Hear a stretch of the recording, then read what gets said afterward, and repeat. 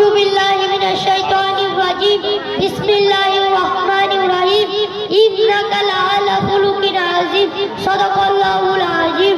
সুপরিরম্ভা সর্বপ্রকার প্রশংসা ধাবিত বিশ্ববিধাতার আরশে আজিমে যিনি আকাশ পাতাল চন্দ্র সূর্য নক্ষত্র যার অদৃশ্য ইঙ্গিত আপন দায়িত্ব পালনে নিবন্ধ তার শানে বলি আরশের ওজন যত লেখনি কালী যত মহান তোমার শত ধন্যবাদ। পরের পর্যায়ে নিখিল বিশ্বের অনুপম সৃষ্টি নূর নবী পুণ্যের ছবি নবী কুলের শিরোমণি উভয় জগতের কান্ডারি হুজুরে পাক সাল্লাল্লাহু আলাইহি ওয়াসাল্লামের শানে বলি তুমি চন্দ্রের চেয়ে সুন্দর পুষ্পের চেয়ে মনোহর তুমি ঝর্ণার চেয়ে নির্মল। রও সালাম আজি বারবার সকলে বলি সাল্লাল্লাহু আলাইহি ওয়াসাল্লাম।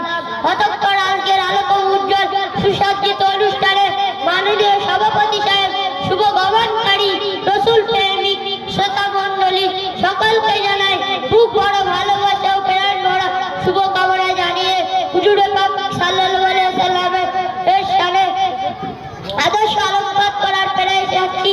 আল্লাহ তাআলা সর্বোত্তম সাহায্যকারী।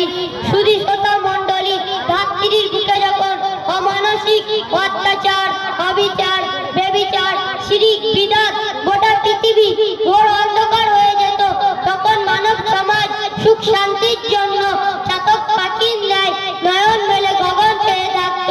ঠিক সেই সময় চিরকল্যাণময় নিত্য নতুন নবীগণকে ধরার বুকে প্রেরিত করতেন এবং সেই সমস্ত নবীগণ খোদার নিকট হতে আগত অমৃত সুধা পান করিয়ে হারিয়ে যাওয়া সুখ শান্তি স্বর্ণ পেয়ালা মানব সমাজকে উপহার দিয়ে এলোক ত্যাগ করতেন। এই রূপ ভাবে বারে রবিউল আউয়াল সুবহে সাদিকের সময় বিশ্ব নবী সাল্লাল্লাহু আলাইহি ওয়াসাল্লাম শুভ বার্তা নিয়ে আবির্ভাব হলেন।